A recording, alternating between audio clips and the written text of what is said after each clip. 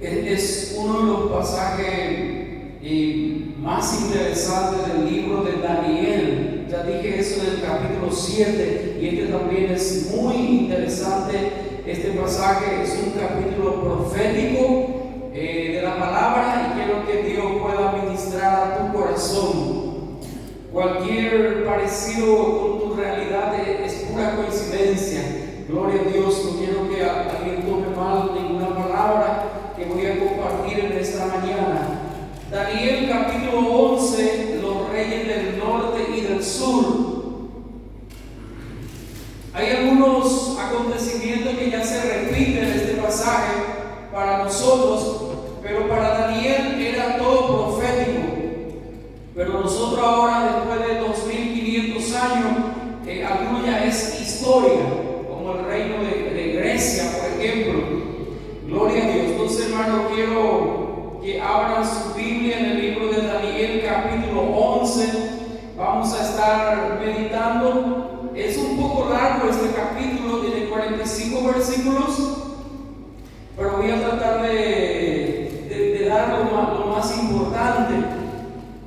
Dice el verso 1: y yo mismo en el año primero de Darío el Medo estuve para animarlo y fortalecerlo. Así comienza, hermano, este capítulo, y nosotros vemos que el arcángel era que vino para fortalecer a Daniel. Aleluya, cuando Daniel estaba clamando y orando a Dios. Y en el versículo 2 dice: y ahora yo te mostraré la verdad. Qué interesante, hermano. El ángel le dice: y ahora yo te mostraré la verdad. La verdad que estaba a punto de ocurrir, y también hay cosas que aún no ocurrió, hermano. Por eso quiero que presten mucha atención de lo que vamos a compartir en esta mañana. Dice: yo te mostraré la verdad. Es un capítulo profético extraordinario en la palabra de Dios que nos da el profeta Daniel. Y el ángel mostró a Daniel los acontecimientos que iban a suceder históricamente. Desde Darío hasta Antíoco Epifanes IV, que aproximadamente ocurrió en el año 529 a 164 antes de Cristo. Entonces estamos hablando de muchos años atrás, pero la última parte del capítulo 11 habla, hermano, del anticristo. Por eso, hermano, quiero que presten mucha atención cuando lleguemos a esa parte del anticristo.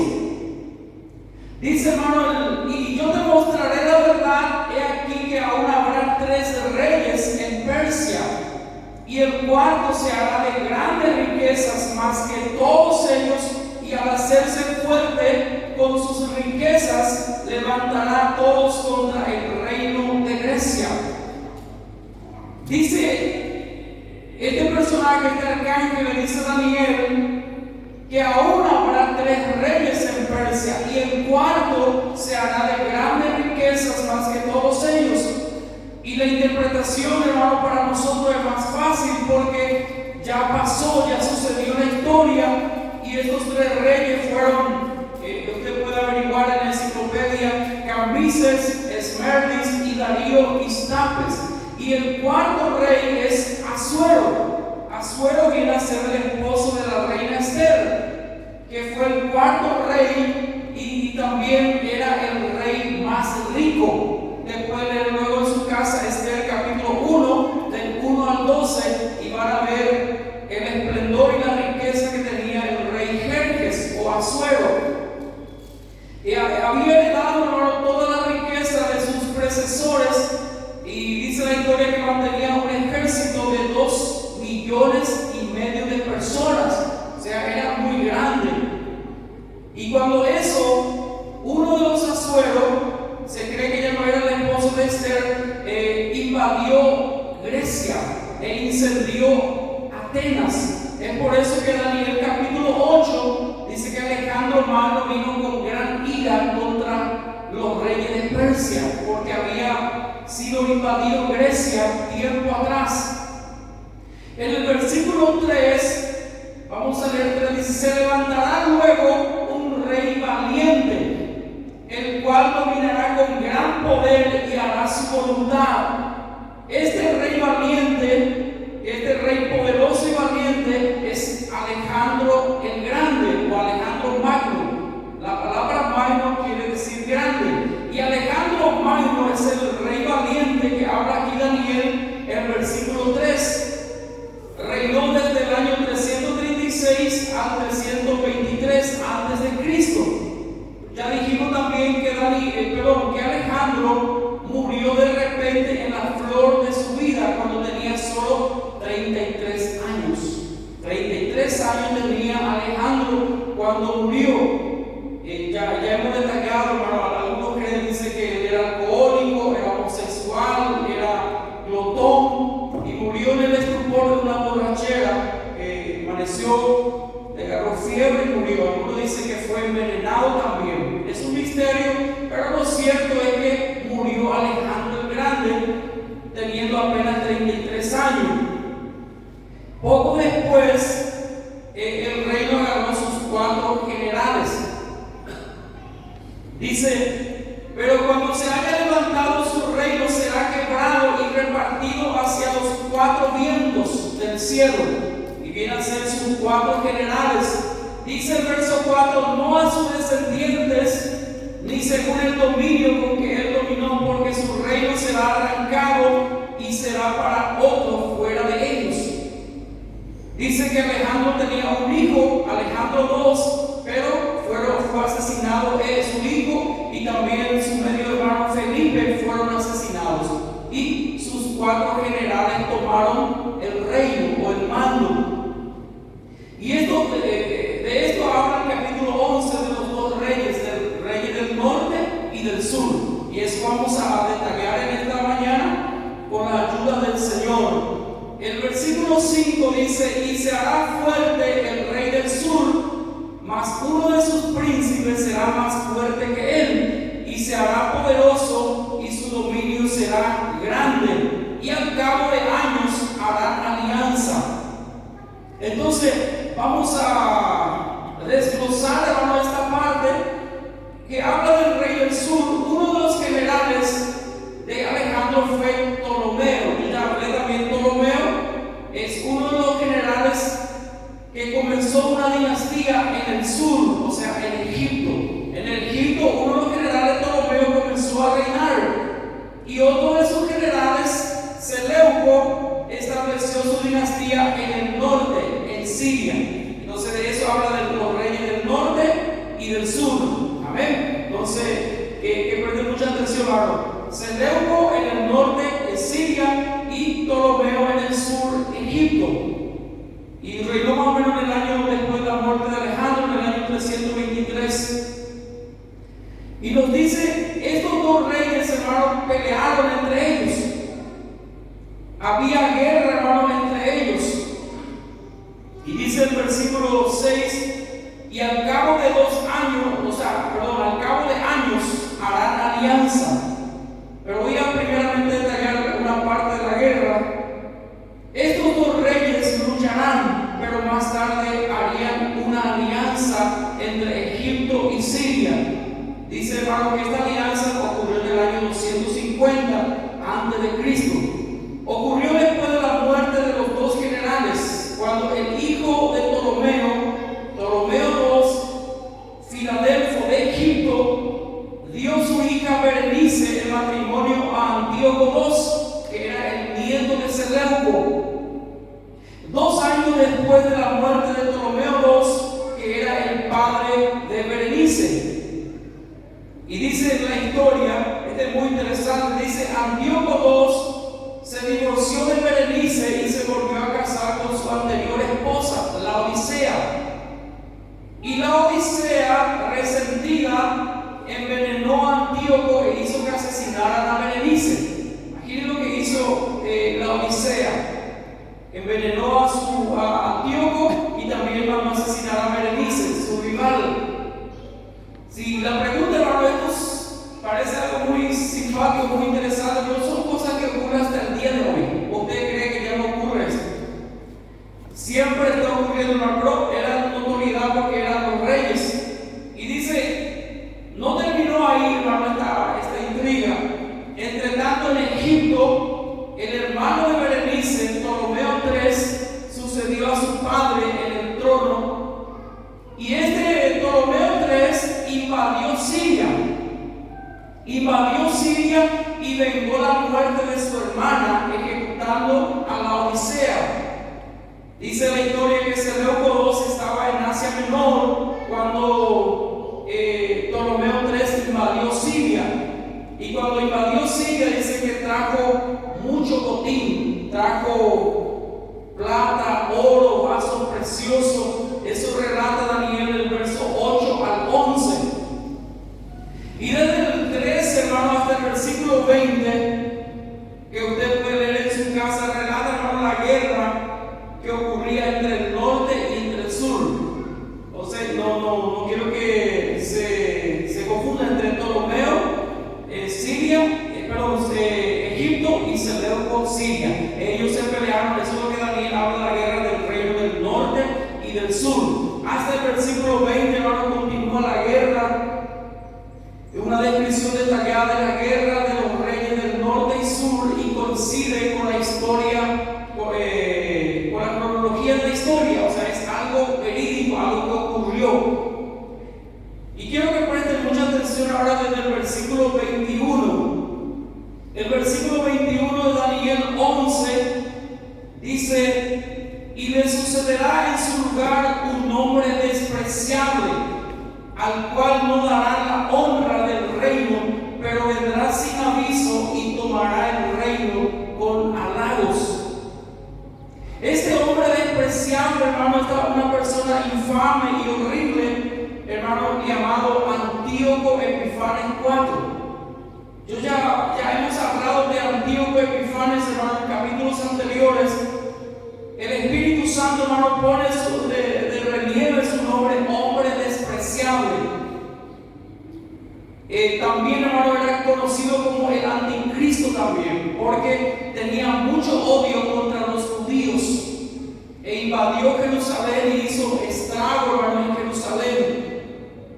Dice Antíoco Epifanes IV es el cuerno pequeño de Daniel 8. En Daniel 8 nosotros hablamos del cuerno pequeño y ese era Antíoco Epifanes. En Siria le decían el magnífico o el ilustre, pero los judíos le decían el loco. Este hombre, yo me imagino, hermano, era un general muy inteligente y muy estratega también. Dice, consiguió el reino con halagos. Convencía a la gente con el poder de hablar, de la influencia. Persuadía a la gente. Tenía una buena persuasión. Y dice, consiguió el reino con halagos. El verso 21 dice, y le sucederá en lugar un hombre despreciable al cual no darán la honra del reino. ¿Por qué dice no darán la honra del reino? Porque él usurpó el reino. Legítimamente le tocaba a otro hombre llamado Demetrio, pero Demetrio estaba detenido en Roma. Entonces Antíoco Epifanes era muy experto y usurpó el trono que pertenecía a Demetrio, el hijo menor de Seleuco IV. Y Antíoco Epifanes entonces arrebató el reino y tomó el mando del reino este hombre. También Dios permitió por algo, hermano. Dice el versículo 22: las fuerzas enemigas serán barridas delante de él como con inundación de aguas, serán del todo destruidos junto con el príncipe del pacto. Leemos, hermano, que el príncipe del pacto será destruido. Hermano, se cree que un sumo sacerdote fue asesinado, hermano, por este hombre. Por eso dice, el príncipe del pacto será destruido. Y este hombre, Antíoco Epifanes, no quiero que se olvide su nombre, Antíoco Epifanes IV, realizó varias campañas militares, hermano, contra Egipto. Sus tratados con otras naciones estuvieron llenos de intriga y engaño, porque él era astuto y saqueaba los pueblos y repartía el botín, dice, a sus soldados. Entonces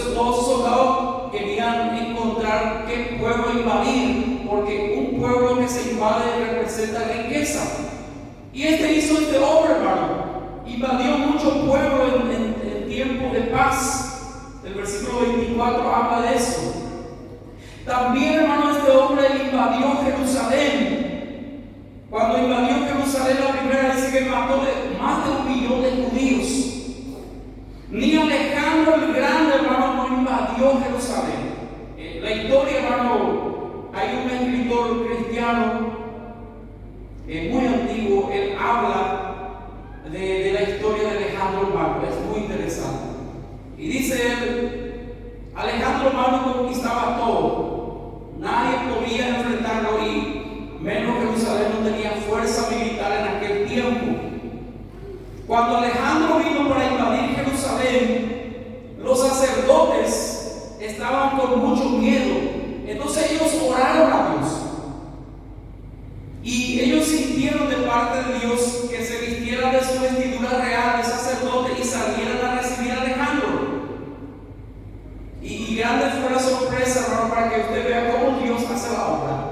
Los sacerdotes no sabían qué iba a hacer Alejandro, pero ellos se vistieron de sus ropas reales como Dios le mandó y salió a recibir a Alejandro. Y cuando Alejandro el Grande vio a esos sacerdotes, hermano, dice que le contó una historia, que una noche Alejandro estaba tan inseguro de si invadía un pueblo o no invadía. Y dice que esa noche él soñó por esos sacerdotes y le dice, Dios te dice que está contigo, puede invadir, te va a dar la victoria. Entonces cuando Alejandro le contó la historia, hermano, ellos se tranquilizaron y Alejandro no invadió Jerusalén. Pero Antíoco Epifanes sí invadió Jerusalén y saqueó el templo y mató muchos judíos, hermano. Por eso se cree, hermano, que el anticristo va a ser un hombre parecido a Antíoco Epifanes, un hombre sanguinario, cruel y dice despreciable. Vendrá y dice, hermano, que un grupo de judíos le apoyaba a Antíoco. Imagínense, hermano, salió en contra de su pueblo y le apoyó a Antíoco Epifanes. Porque hay mucha gente, hermano, siendo judío, siendo conocedor de Dios, pero igual apoyó al invasor. Eso es increíble, hermano. Eso sucedió también en la guerra contra la Triple Alianza. Usted sabe, hermano, en la guerra contra la Triple Alianza, con los argentinos vinieron muchos paraguayos a pelear, a matar a paraguayos. Así pasó, hermano, realmente. Ellos supuestamente para pelear contra el gobierno tirano, como ahora dice Putin, con el gobierno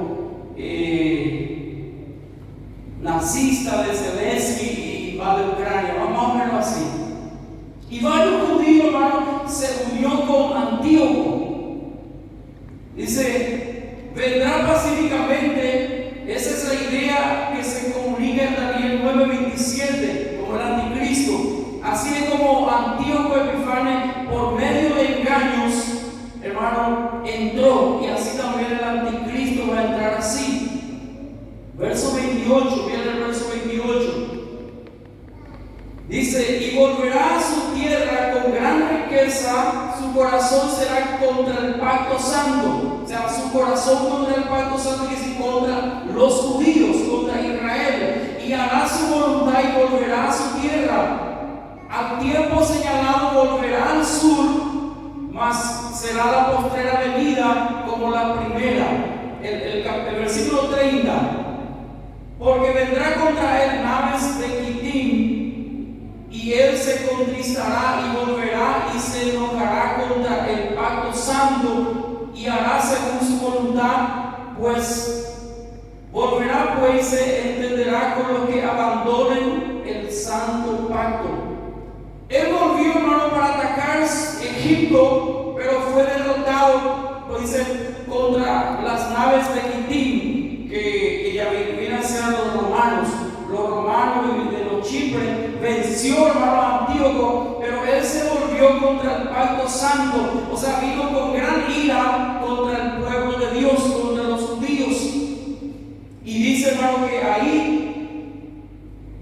Antíoco, cuando fue derrotado por la nave de Quitín, desahogó su frustración contra los judíos y atacó, hermano, Jerusalén. Y algunos judíos, dice el versículo que hemos leído, que abandonaron el santo pacto, el verso 30. Algunos judíos abandonaron el santo pacto y se unieron a Antíoco Epifanes. Estos judíos apóstatas se unió, hermano, a este invasor Antíoco y le invitó a él para que introdujera la cultura y la religión griega a Jerusalén. Imagínense.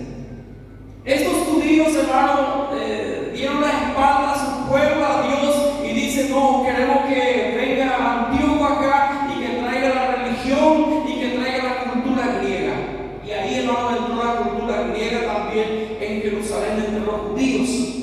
Así que Antíoco Epifanes entró en Jerusalén y profanó el templo. Ahora, vuelvo a decir, ya tocamos este del capítulo 8, pero voy a volver a detallar un poco más. Este general, hermano, que representa como un anticristo, invadió Jerusalén y ofreció un cerdo en el altar. O sea, profanó, hermano, el templo de Jerusalén. Ofreció un cerdo, imagínense, hermano, un animal inmundo que los judíos ni comen carne de cerdo, menos, hermano, para ofrecer a Dios. Es una profanación contra Dios. Hizo cosas y dijo cosas que nadie había dicho antes contra el Dios del cielo, contra nuestro Dios. Suprimió los sacrificios diarios exigidos por la ley de Dios. Y no solo eso, dice que erigió en el lugar santo, una imagen del dios Zeus, el dios griego, el dios Zeus. Este altar a Zeus es la abominación desoladora, hermano. El verso 31 es la abominación desoladora que habla Daniel. Dice: y se levantarán de su parte tropas que profanarán el santuario y la fortaleza y continuarán el continuo sacrificio y pondrán la abominación desoladora. O sea, la profanación terrible que cometió, hermano, este hombre, prefigurando, hermano, otra abominación que Jesús profetizó, hermano, en Mateo 24:15. En Mateo 24:15 Jesús también habla que va a venir otro, dice, de la abominación desoladora de que habló el profeta Daniel. Esto va a ocurrir en la gran tribulación, que el anticristo se va a sentar en el trono de Dios y va a decir: yo soy Dios, y, hermano, y va a servir a otro Dios. Y esa es la abominación desoladora que hizo Antíoco, hermano, prefigurando lo que va a venir. Aleluya, hermano. Entonces es algo terrible que hizo este Antíoco Epifanes. Entonces, ¿qué es la abominación desoladora?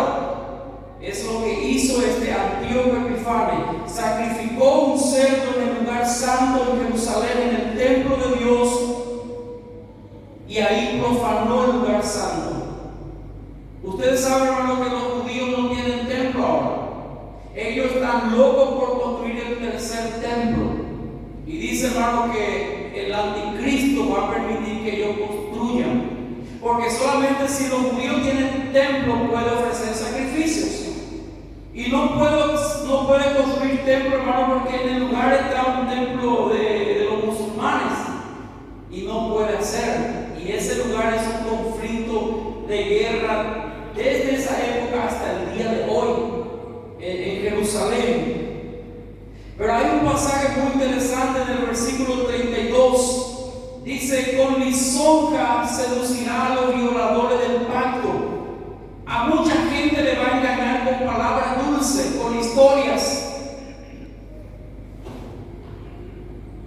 con palabras le va a persuadir. Pero dice: Hay un punto y coma, dice el verso 32, la segunda parte. Mas el pueblo que conoce a su Dios se esforzará y actuará.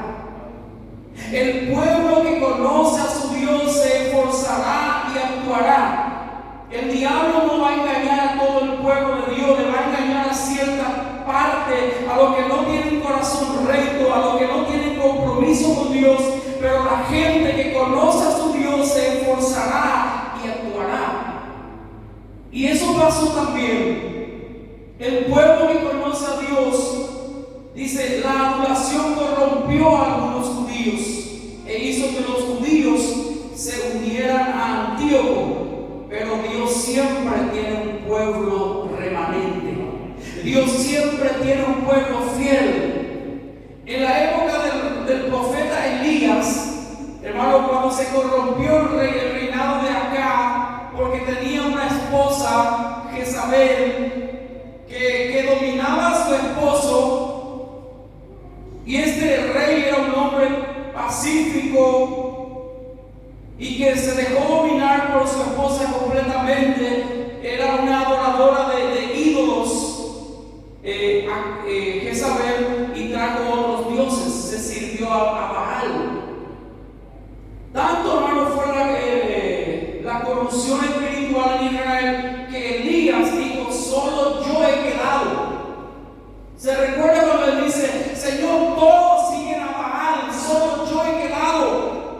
Y Dios dice: no, Elías, tengo un pueblo de 7,000 que no doblaron sus rodillas a Baal ni besaron sus pies. Hermano, nosotros tenemos que estar para nosotros el número simbólico 7,000, que representa el pueblo fiel. Nosotros tenemos que estar en ese pueblo fiel, en el remanente fiel. Aunque digan todo se corrompe, todo comete pecado, todo camina mal, todo es corrupto, todo es mentiroso, pero tú permaneces diferente, permaneces fiel. Aunque pareciera que todo se corrompe, todo es un engaño, es una mentira, no.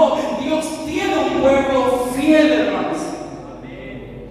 Yo me imagino que Elías se sorprendió cuando le dice: Elías, no es como tú piensas. Los problemas te han cegado, Elías. Hay 7,000 hombres fieles igual que tú. Y entre eso estaba, por ejemplo, Eliseo, que le va a suceder después a Elías. Dice: Dios siempre tiene un pueblo fiel. Por eso dice: el pueblo que conoce a su Dios se esforzará y actuará. Hermano, vamos a llegar en este tiempo donde tú y yo tenemos que esforzarnos, porque va a haber tanta corrupción, va a haber tantas cosas, hermano, que te va a sorprender, hermano, cosas terribles que aún harán temblar al hombre más cercano a Dios, que tu fe puede ser tambaleado, hermano, pero tiene que ser esforzado y valiente. Aleluya. Un pastor americano que ya murió, ya está con el Señor, él tuvo una visión de Dios. Dios le mostró la visión, inclusive, hermano, de la pandemia en el 77. Él dice que cuando vio la visión de los últimos tiempos, él tembló. Él temblaba, se asustaba, porque ¿sabe dónde comenzó la corrupción? O sea, ¿dónde comenzó la apostasía? Dentro de la iglesia evangélica. Se unieron a la iglesia evangélica, el carismático, todo, hermano, y ahí comenzó la iglesia, las megas iglesias a corromperse, y él veía, Dios le mostraba lo que iba a suceder en los últimos tiempos. Y dice que él temblaba y lloraba, y Dios le dice: todo está en mis manos, todo está en las manos del Señor. Entonces, hermano, tenemos que esforzarnos. En esa época un pueblo se esforzó y actuó. Ese pueblo, hermano, judíos fieles, bajo el liderazgo de Judas Macabeo, era de la familia sacerdotal, y este grupo, hermano, presentó una revolución al ejército de Antíoco.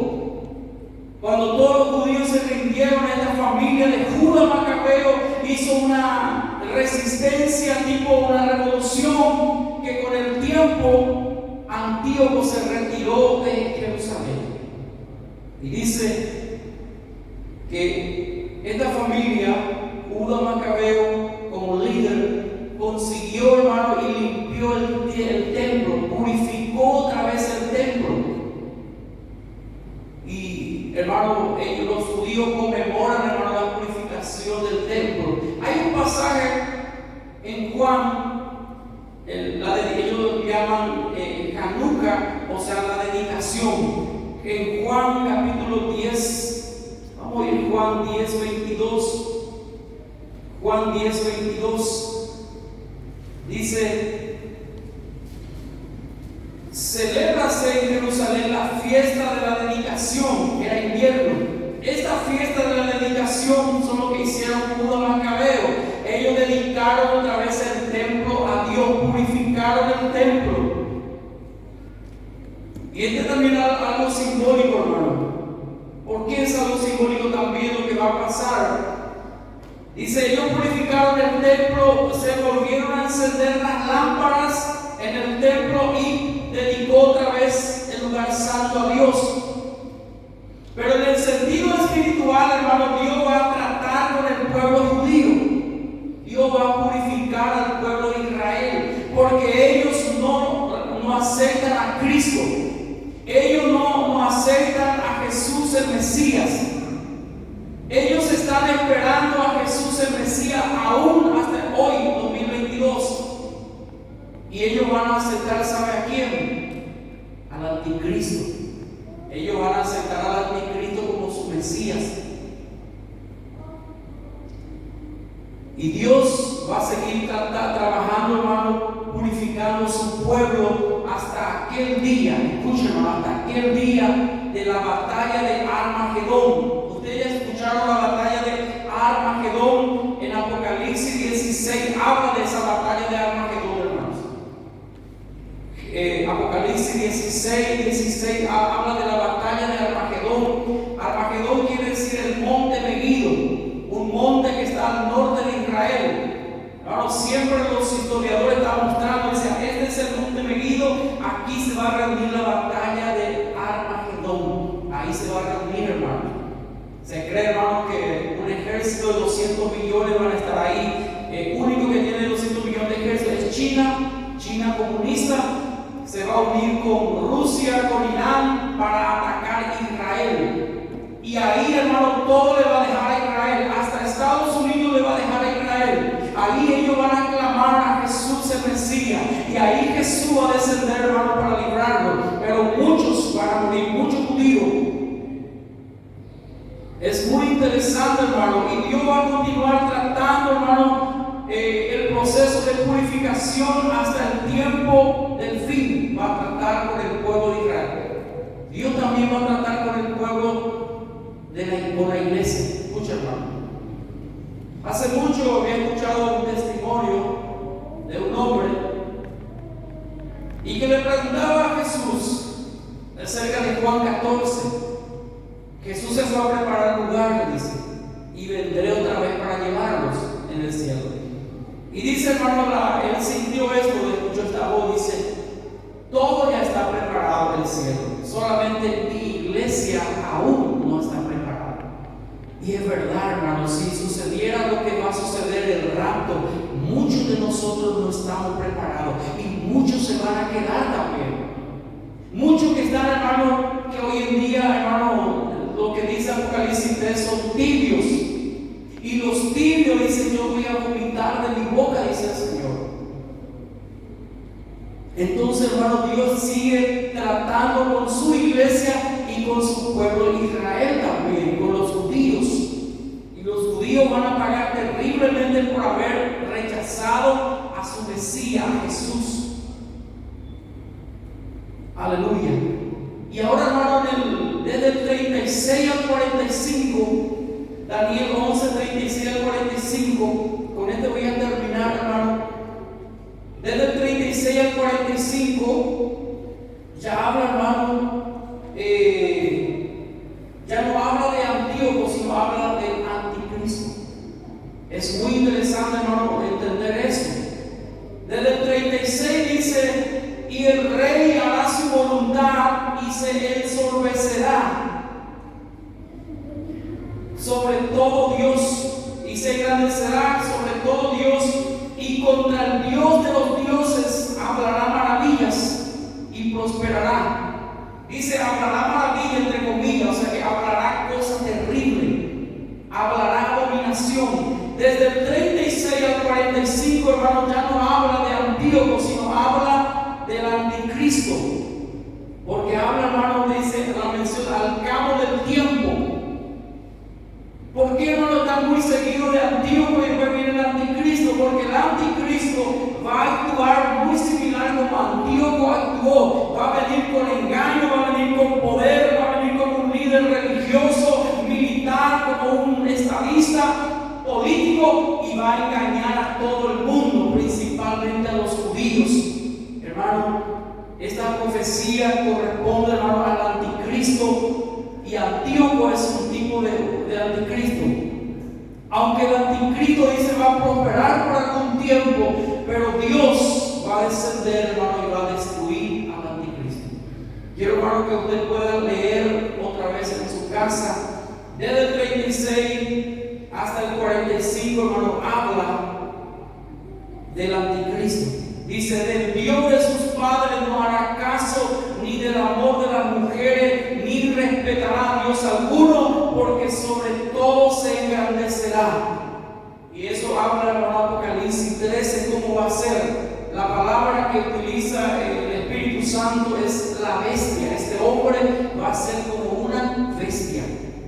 No va a tener piedad, no va a tener misericordia. Así que, hermano, hablemos a nuestros hijos del Señor, que ellos puedan recibir a Jesús, que caminen en los caminos del Señor, porque todo esto, hermano, va a pasar muy pronto. Amén. Entonces quiero alentarle con esta palabra. No quiero que se entristezcan, quiero que se acerquen al Señor y asegurar tu relación con Dios. Amén. Quiero que nos pongamos en pie, vamos